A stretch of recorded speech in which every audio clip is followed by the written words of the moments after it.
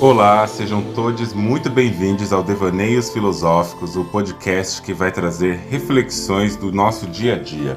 O meu nome é Andreone Medrado e esse podcast é um podcast livre, um podcast aberto para discutir coisas que acontecem na sociedade, no cotidiano e que podem ou não afetar a nossa psicologia, a nossa subjetividade e nos ajudar a fazer questionamentos muito mais do que trazer respostas. Então venham comigo, acompanhem aqui nossos episódios e vamos devanear.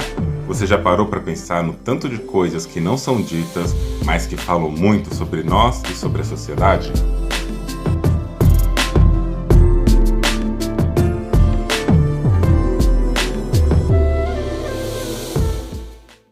Nesse nosso modo de vida, a brasileira, nesse nosso jeitinho brasileiro de levar a vida, de encarar as coisas e etc., a gente vive a cultura da submissão.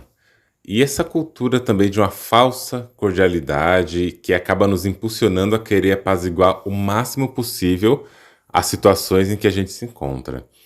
É uma cultura baseada na fantasia, né? A gente não tem, de fato, pessoas brasileiras que são cordiais, que estão ali sempre de bem, querendo o bem do outro e tal. Isso não existe, né? O que tem é uma capa de verniz que a gente usa nas relações, na vida, e a gente vê certos lugares e certos aparelhos sociais e certas dinâmicas que funcionam de certa forma para querer construir essa ideia, uma falsa ideia de cordialidade. Nem sempre essa coisa toda aí de cordialidade, de querer tornar as coisas o mais tranquilo possível, mais apaziguada e etc., é uma coisa que acontece necessariamente consciente. Nem sempre a gente se dá conta disso aí logo de cara e nem sempre a gente percebe que está performando uma tolerância que ela é inaceitável para a maioria dos nossos limites. E quando a gente percebe, na maioria das vezes nós somos movidos pela esperança de que vai mudar, pode melhorar, vai dar certo, vai ser diferente amanhã. E nessa ideia estranha de querer construir relações que não se acabem, constantemente a gente faz o quê? A gente pisa em ovos para não magoar as pessoas. A gente deixa de comunicar coisas muito relevantes e cruciais para nós, por receios de que as outras partes das outras relações e do nosso entorno se sintam mal ou fiquem constrangidas. A gente releva situações, palavras, gestos, exigências que nitidamente a gente não gosta e que pode até nos machucar. E a gente acredita naquela esperança meio fantasiosa, mas que não deixa de ser uma esperança genuína e sincera, que tudo pode se ajeitar, se transformar magicamente no próximo dia e nessa esperança, nesse desejo, nessa vontade de que no próximo dia as coisas melhorem, lá se vão semanas, meses, anos, uma vida inteira que poderia ter sido e que não foi, como diria Manuel Bandeira. E é nesse movimento, e é por fazer de tudo para que não haja brigas, desconfortos, incômodos, ruídos e abalos da relação, que surge o fenômeno da falsa harmonia. É aquela nuvem que nubla a nossa relação, que nubla todo o convívio e que faz parecer que as coisas realmente estão em paz. Parece que a paz brotou, a paz chegou ali de repente naquele lugar que ameaçava um atrito, que ameaçava uma ruptura às vezes, né? E que geravam muitos transtornos incômodos. De repente, parece que a paz apareceu. É como se finalmente tudo houvesse se encaixado e supostamente a gente descobrisse como viver relações tranquilas. E aqui eu falo uma coisa: em vez de paz, pode ser qualquer outra coisa que está acontecendo. O que estão chamando de paz, nestes contextos que eu estou falando, pode ser e geralmente é apenas medo. É pelo medo do fim das relações ou por temer o fim de uma sensação de calma que a gente coloca fim na nossa liberdade, na fluidez do nosso desejo, no nosso direito de reclamar e de querer que as coisas melhorem, no nosso direito de realmente sentir paz. A gente tem tanto medo de romper um contexto conhecido que a gente rompe com as nossas próprias vontades e limites e desejos, sabe? E nesse conjunto todo, podem até dizer, né? A gente até pode reproduzir essa fala na nossa cabeça para nós mesmos. Mas a pessoa não fez o máximo que ela pôde? Ela não fez tudo o que ela conseguia fazer e aconteceu isso? Ela se esforça. Eu não quero ser insensível e pedir muito, exigir demais, porque a pessoa foi até o limite dela. Mas aí eu lembro aquela frase que eu costumo dizer: não é porque a pessoa não fez algo por mal que aquilo que ela fez não nos fará mal. E é preciso repetir, gente. Não é porque alguém não fez algo por mal pra gente que aquilo que aquela pessoa nos fez não nos fará mal. Uma coisa nem sempre está relacionada com a outra. E entre o respeito pela outra pessoa, pelos outros, por todo o conjunto e a qualidade das relações que a gente tem, também está o respeito a nós. Entre essas coisas, nós também existimos. A gente precisa entender que nós também precisamos ser considerados nessa dinâmica. O que estão chamando de paz, será que é paz mesmo? E nesse momento, eu acho que faz sentido a gente se perguntar: quem são as pessoas que geralmente têm que ceder? Quem são as pessoas que geralmente têm que abrir mão de certas construções para que a paz possa reinar? Primeiro, o que que é paz, né? O que que é paz que estão considerando por aí? Porque essa paz que estão chamando pode ser simplesmente o silêncio das pessoas que estão em situações colocadas como subserviência. Numa sociedade patriarcal como a nossa, quem que tem que ficar em silêncio nessa configuração heteronormativa, cis heteronormativa, por exemplo? Os homens são aqueles que têm que ficar em silêncio, que têm que ficar pedindo, exigindo, e eles estão sempre aprendendo, sempre crescendo, sempre se transformando. As mulheres, geralmente também suas esposas, suas mães, suas companheiras, elas são as pessoas que têm que abrir mão de tudo, de muita coisa que elas querem, que elas gostam, que elas vivem, para que, não exigindo muito, também não atrapalhe a paz do relacionamento. Quantos casamentos, quantas relações onde as pessoas moram juntas, a gente vê essa dinâmica que estão confundindo paz com medo. Em vez de achar que é medo, estão colocando paz. Ou dito melhor, né? Nessas relações em que a pessoa está confundindo essa subserviência inteira que ela está tendo, com medo de romper alguma coisa, de ser mal vista, está confundindo isso como progresso e paz. Não é nem um pouco raro, e se você já frequentou igreja evangélica, sobretudo evangélica, você vai entender um pouco do que eu estou falando. Mas se você observar casamentos mais tradicionais, e não estou falando tradicionais de antigos, estou falando um formato monogâmico, bem patriarcal, bem machistão esse relacionamento, como que acontecem as coisas? A pessoa, a mulher em geral, nessa configuração que eu falo, ela está nesse lugar de que nessa sociabilização, nesse conjunto de educação que é destinado a certos corpos socialmente, desde muito cedo nas suas vidas, há um grande direcionamento para que as pessoas aprendam, as mulheres, que elas precisam cuidar, que o cuidado é feminino, que a atenção é feminina, que estar sempre prestando atenção em tudo, querendo cuidar da situação, prover coisas dentro da própria casa, prover não no sentido de trabalhar, né? Quem faz isso é o homem, segundo essa ideia. Mas que ela tem que cuidar da casa, do marido, tem que cuidar do marido, da atenção, cuidar dos filhos, cuidar de tudo, porque esse é o dever dessa pessoa.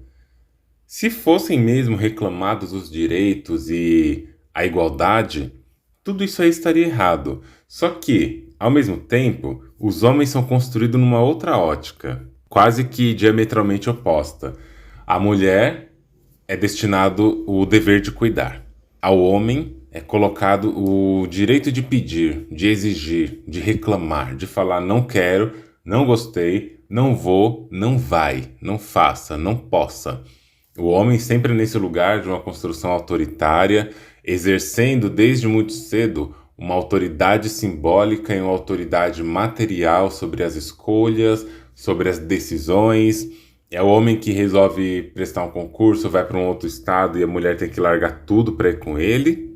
É uma mulher que passa no concurso de outro estado, mas como o cara não quer sair de onde está, ela abre mão da escolha dela, e ainda bem que não é para todas, não são todas assim, a gente está tendo lentamente, né, uma movimentação contra isso, mas a gente ainda sabe que estatisticamente falando é assim que acontece na maioria dos casos, das relações heteronormativas, e aqui eu diria heteronormativas, não necessariamente heterossexuais, né?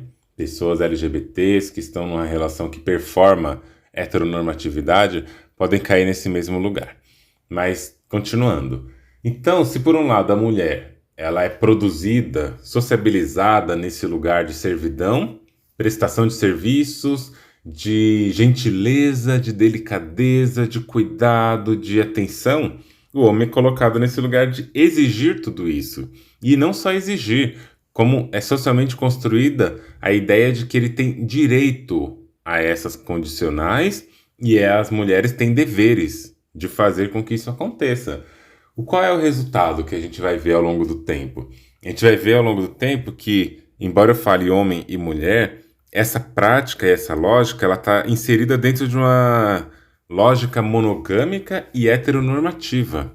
E eu digo heteronormativa porque ela está baseada nessa diferença entre os papéis, diferença entre os deveres, entre as atribuições. E isso pode acontecer em qualquer relacionamento, em qualquer formato, inclusive. Mas independente do corpo, essa disparidade e essa assimetria, ela vai estar colocada e às vezes mais colocada dependendo do contexto. E não é raramente que a gente vê, né, as mulheres falando assim: ai, não, eu não vou fazer isso, senão fulano fica bravo. Ah, eu não gosto disso não, mas eu prefiro não falar nada porque eu quero prezar pela minha paz. E não raramente também, isso vem depois de muito tempo em que a pessoa reclamou, em que a pessoa criticou, em que a pessoa falou que estava insatisfeita. Vem de um período, às vezes, de até esgotamento. Há uma fala, uma insistência em reclamar, em dizer que não gostou e que não quer, tão grande por tanto tempo, às vezes por tantos anos, que essa pessoa simplesmente desistiu de falar isso porque ela quer ter paz. E aí entra isso que eu estava falando no começo.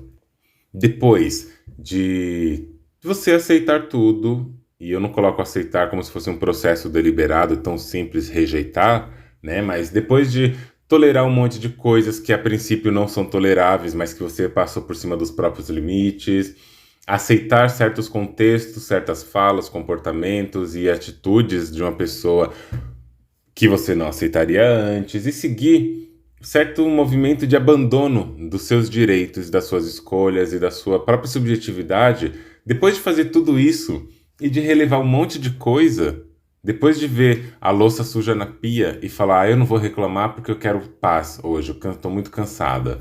Ai, porque eu não vou reclamar que a roupa está em cima da cama porque eu quero tranquilidade.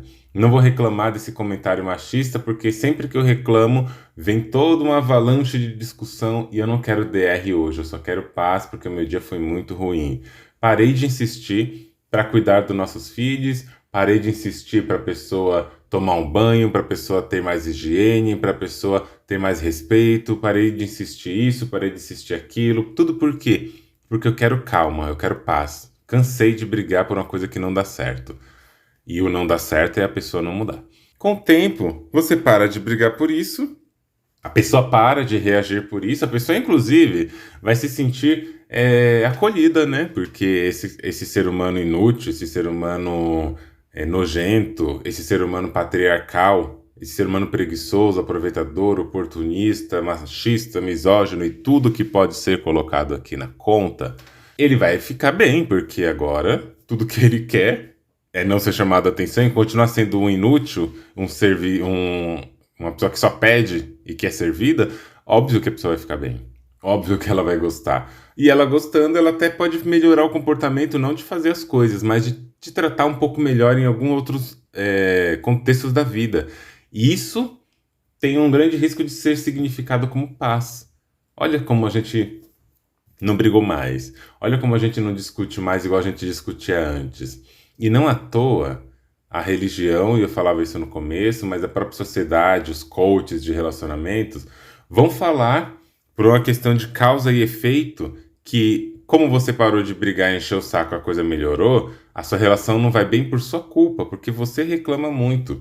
E, infelizmente, muitas pessoas compram esse discurso e acabam realmente acreditando que só por causa e efeito é isso por isso, sendo que não. O sistema venceu. o machismo venceu nesse lugar, ganhou, e de novo, quem sempre tem que ceder vai continuar cedendo. O homem cis hétero, ou então o homem heteronormativo, acaba ganhando a maioria das disputas justamente por isso. Porque eles aprenderam também que eles têm direito a resistir. Eles têm direito a, não gostando de uma coisa, não fazer, ou então fazer pior para que você desista de mudar e eles não precisem melhorar. Aquele negócio comum, né, de que eu não vou nem pedir para lavar a louça porque faz tão mal feito que eu vou ter que fazer de novo. Eu não vou pedir para varrer a casa porque nem sabe varrer. E muitos homens, nessa lógica patriarcal, e outras pessoas em outros contextos, né, mas sobretudo esses trastes aí, muitos deles acabam não fazendo bem feito e não é porque não sabe fazer, não. É porque não quer.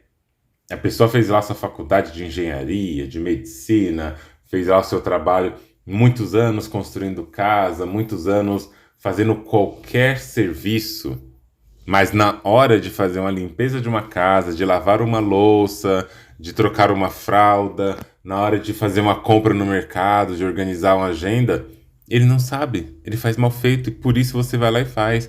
A pessoa cuida de finanças, investimentos, trabalha com isso e tem uma planilha para qualquer coisa. Tudo é colocado na planilha, tudo é assim feito de um jeito que não pode falhar um minuto, porque senão mudança na bolsa de valor, muda o seu investimento e você perde dinheiro. Então a pessoa tem todo um sistema de organização, mas ela não sabe sequer fazer uma organização de uma compra, não consegue olhar na despensa e falar assim, tá faltando tal coisa. Não é aquela pessoa que está na rua e pensa, sem ninguém ter que avisar, falta o papel higiênico, tá acabando o café, tem que pagar a conta de internet que vence amanhã.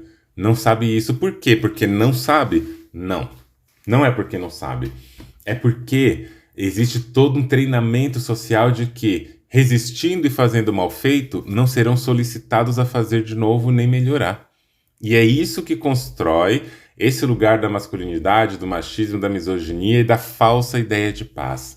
A gente vai com tanta paciência, com tanto cuidado, fazendo esse tipo de coisa para esse tipo de gente, e cria-se ali uma dinâmica social que está instaurada na produção da vida, na produção das materialidades, na produção dos atos.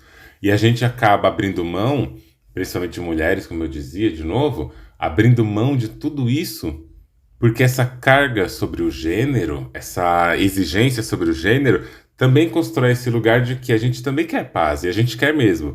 Só que constrói esse lugar de que essa paz, ela só vai ser conquistada a partir de uma sessão. Você vai ter que ceder, e ceder muitas coisas. Quem é que pode ceder os seus privilégios, suas vantagens, suas vontades, seus desejos, para que exista paz? É geralmente o grupo minorizado. É geralmente o grupo que tem mais marcadores sociais da diferença, e eu sempre vou insistir nesse ponto. E são sempre esses grupos que acabam cedendo para vários contextos.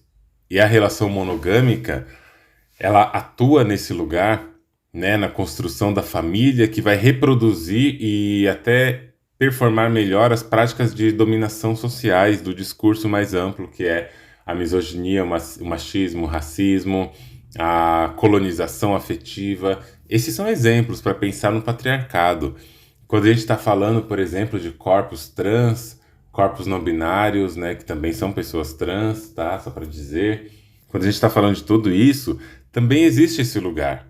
A gente quer uma relação gostosa, porque ter um relacionamento gostoso, um relacionamento onde a gente se sinta amades, onde a gente se sinta desejade, onde a gente tem ali um lugar de pertencimento, de inclusão de fato, onde a gente se sente, de repente, num abraço, num acolhimento, num carinho que muitas vezes é negado aos nossos corpos de pessoas trans. Estar nesse lugar, nesses contextos, também é sentir paz. Também é poder dizer para si, nossa, eu estou em paz afetivamente, afetivo sexualmente.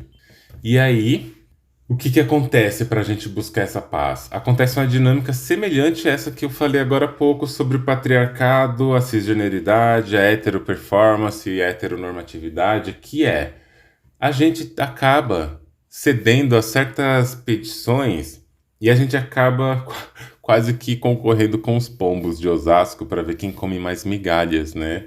É uma brincadeira, mas nem tanto. E a gente acaba nesse movimento, enquanto pessoas trans, pessoas que não são dentro desse formato específico de gênero que esperam que a gente tenha, binário, homem, mulher, masculino e feminino, e performando cada coisa dessa com muita força. Se a gente não tá nesse lugar e a gente quer ter uma paz no nosso relacionamento, não é raro também que pessoas trans acabam aceitando, acabam cedendo a certas coisas para poder ter essa paz emocional. E muitas vezes o custo disso é a gente se colocar em uma situação de invisibilidade. As pessoas gostam da gente, as pessoas amam estar com a gente, amam a nossa comida, amam o nosso beijo, amam o nosso sexo, amam a nossa conversa. Achei incrível passar algumas horas ou até um dia, uma noite, alguns dias ao nosso lado. Acho maravilhoso isso, é uma delícia, porque você tem uma mente aberta, porque você vivencia o seu corpo de outras formas, porque você tem um olhar mais sensível para a vida, só que fazem isso no sigilo, porque não pode sair por aí falando que tá com uma pessoa trans.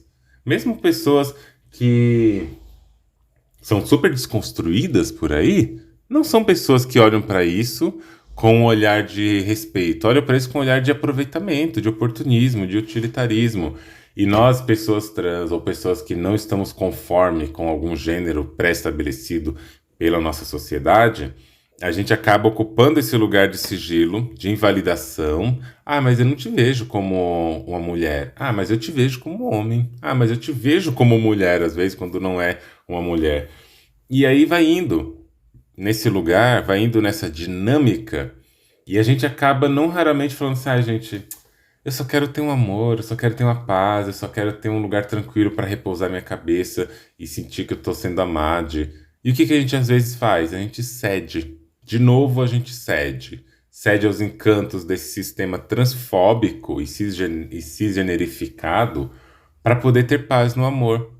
Aí a gente para, né, de ter tantas, entre aspas, paranoias, porque é isso que acham que a gente tem. Acham que a gente tem disforia de gênero, acham que a gente tem paranoias, acham um monte de coisa. E como a gente fala assim, ah, eu vou parar de ter isso tudo, eu vou parar de criar essas repetições na minha cabeça e achar que eu tô exigindo demais, então, a partir de agora eu vou só curtir o que tem pra mim. E vai curtindo isso. E o que a gente tá chamando de paz, porque realmente conseguimos a paz nas relações, na verdade mesmo não é paz, é medo de ficar só, é o medo do abandono, é o medo de não encontrar um lugar afetivo gostoso que é um direito de todo mundo que gostaria de ter. E por falta de conseguir esse direito com liberdade, com mais frequência e com uma necessidade com a falta de uma necessidade de ter que exigir, sabe? Porque eu acho curioso quando as pessoas têm que se esforçar para poder caber numa relação, quando elas têm que se esforçar para pertencer, esforçar para amar. Isso deveria ser uma coisa que acontecesse com alegria, com fluidez, genuinamente. A gente sim faz esforços, isso é um fato. Esforço para locomoção, para receber uma pessoa, para se adequar a certas situações, mas não para amar. Não para poder ser quem a gente é. Por que que a gente tem que se esforçar para ser quem a gente é com a pessoa? Ou, nesses casos que eu tô falando, se esforçar para não ser quem você realmente é, porque sendo quem você realmente é e exigindo o que você realmente gostaria de exigir, você perde. E aí, tudo isso que a gente está chamando de paz, porque a gente parou de falar, parou de abrir a boca, é o medo. Medo de perder. Perder o quê? O mínimo. Perder o quê? Essas migalhas. Mas mesmo sendo migalhas, às vezes é o máximo que a gente tem conseguido até o momento. Não por acaso, às vezes justamente porque o sistema é desse jeito. E a gente também foi construindo a nossa subjetividade lentamente nesse processo. Então não existe culpados, né, no nosso caso. O sistema é um sistema que produz esse lugar do medo e do receio. As religiosidades têm o lugar do medo muito bem colocado. E a gente vai indo se produzindo nesse lugar. O que a gente tem chamado de paz é o medo do fracasso. É o medo da solidão. Eu já ouvi uma pessoa falando pra mim, numa relação que ela estava nitidamente insatisfeita, porque ela verbalizava isso inúmeras vezes nas conversas, e ela dizia várias vezes que é o que tem pra hoje, e que prefere isso do que ficar só. O maior terror é ficar só, por várias questões pessoais, mas o medo é ficar só, então aceita o que tem. pra ficar bem. E quando tá, fala assim, pelo menos eu tenho alguém. Mas isso é paz? Ou isso é medo? E essa pessoa é uma pessoa racializada. E aqui eu trago outro tema: racismo. O racismo é uma outra categoria que também opera nessas dinâmicas semelhantes, onde muitas vezes, para a gente ter uma ilusão de paz, a gente tem que ficar em silêncio, a gente tem que calar, a gente tem que fechar nossa boca. Sabe aquela música do Rapa? Paz sem voz não é paz, é medo? É bem nesse lugar. A gente se sente em paz, mas é porque a gente não fala. As relações interraciais, que são esses lugares de ambiguidade, da existência de uma tensão entre, de um lado, vamos supor, você se relaciona com uma pessoa branca e você é uma pessoa racializada, você tem a branquitude de um lado e o afeto do outro. Antes fosse assim tão separada, né, uma coisa da outra. E eu falo do lado só por questões didáticas, mas a branquitude, toda a sua opressão racista, ela tá se misturando com toda a questão do afeto, dos desejos, que isso que eu falei para pessoas trans acontece também na questão racial e acontece com muita força, até porque cisgeneridade e racialidade estão ali, ó. Cisgeneridade não, né? Transgeneridade e racialidade estão ali, numa construção social muito próxima, muito parecida. E a questão é, a gente gosta da pessoa, ama a pessoa em muitos casos, a gente quer viver uma vida gostosa com a pessoa, porque em vários campos da relação, em vários campos do afeto, do desejo, da interação, é tudo tão gostoso, é tudo tão incrível, tudo se encaixa, tudo se combina, tudo flui muito bem.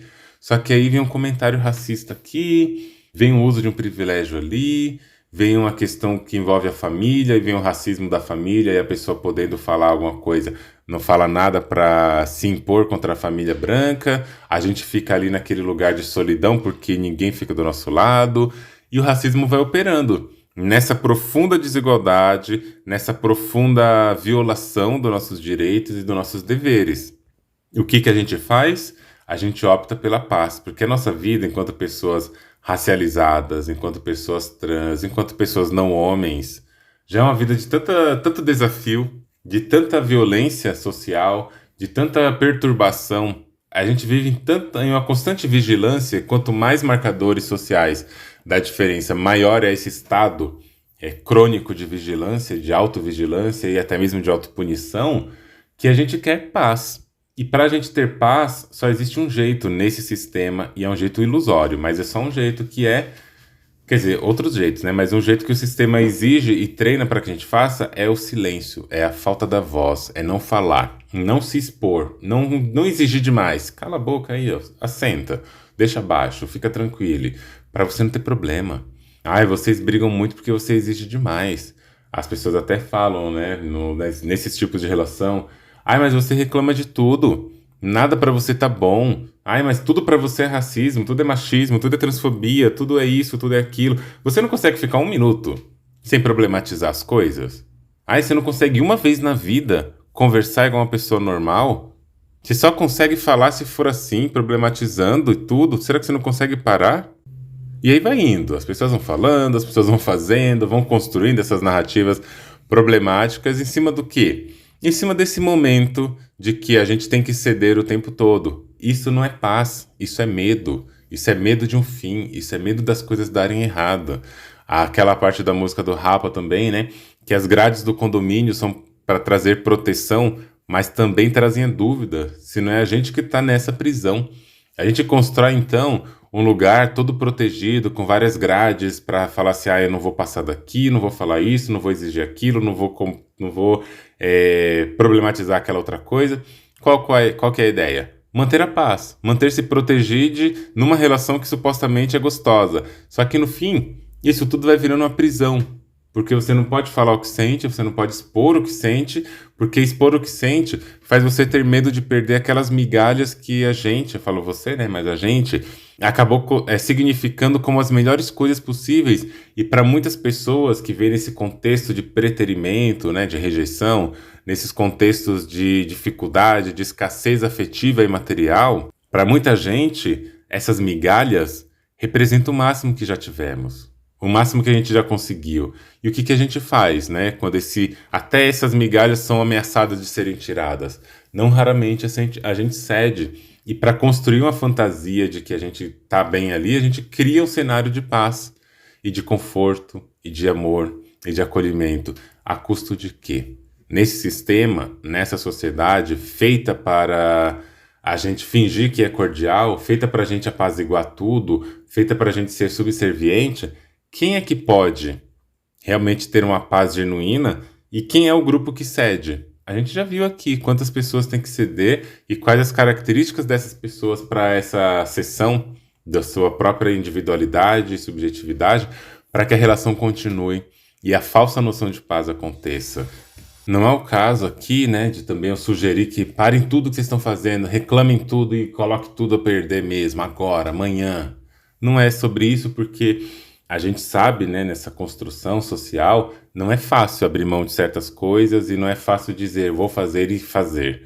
Existem muitas camadas, para cada pessoa vai atuar de um jeito diferente, mas ter consciência disso é um primeiro momento para ter consciência disso e poder pensar possibilidades, poder conversar com pessoas sobre possibilidades. Uma vez, num culto que passou na internet, uma missionária falando assim: você tem que fazer o feijãozinho do seu marido. Você tem que colocar a roupinha lá pro seu marido, colocar o chinelinho, tem que cuidar do seu marido, tem que dar assistência. Quem não dá assistência, abre concorrência.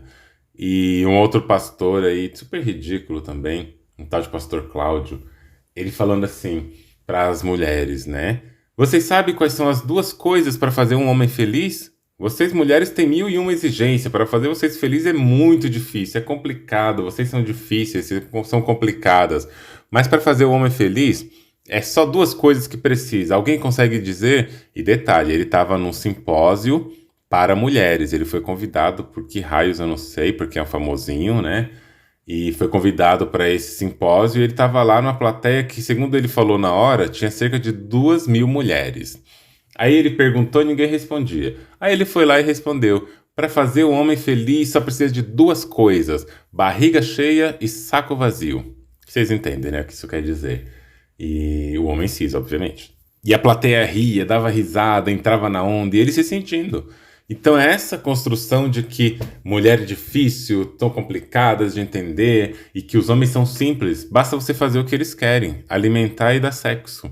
E pronto, é só isso que tem que fazer. E quantas pessoas, quantas mulheres levam suas vidas numa relação profundamente unidirecional, profundamente serviçal, o que Silvia Frederici vai falar se confirma de novo, que o que estão chamando de amor é salário, trabalho não remunerado. O que chamam de amor é trabalho não remunerado, porque é esse lugar que esses corpos, as mulheres, as pessoas trans, as pessoas racializadas, ocupam nesse afeto social produzido por e para uma hegemonia. O modelo ainda é hegemônico. E se a gente entra nesse modelo monogâmico, cis heteronormativo, branco embranquecido e de servidão, a gente acaba cedendo tanta coisa nossa para caber ali dentro que a gente esquece o que a gente realmente precisa. A gente esquece que temos que considerar com bastante força aquilo que nos atravessa o peito. E eu tenho um episódio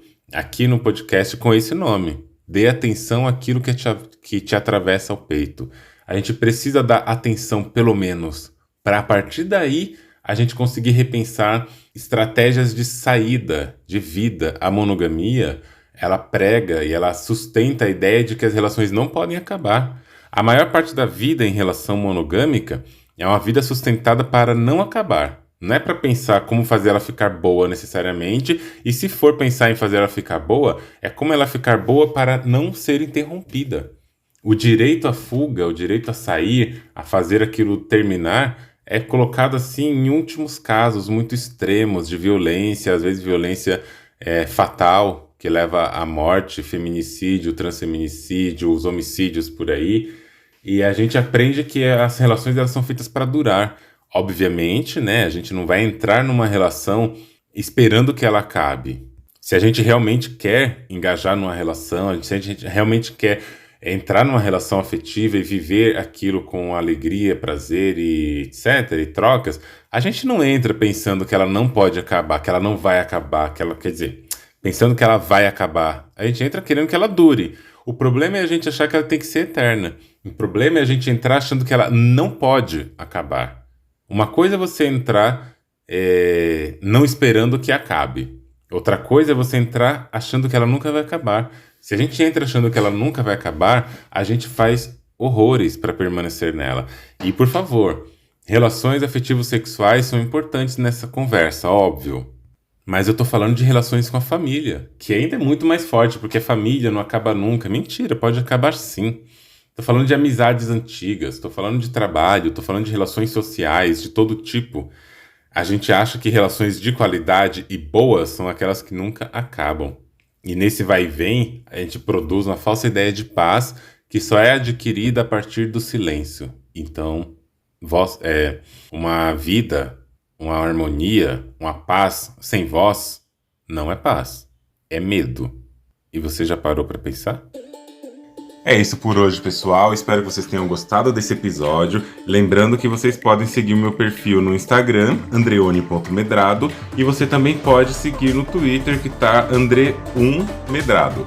Vocês também podem enviar seus depoimentos, reflexões, críticas e sugestões no link que eu vou deixar aqui na bio, na descrição de cada episódio, de um formulário. Espero por vocês nos próximos episódios. E já não esquece, compartilhe esse podcast com alguém que você conhece, avalie esse podcast ali, porque isso nos ajuda a alcançar mais pessoas e ajuda também na nossa produção de conteúdo. Vejo vocês em breve e um grande beijo e até mais. Você já parou para pensar?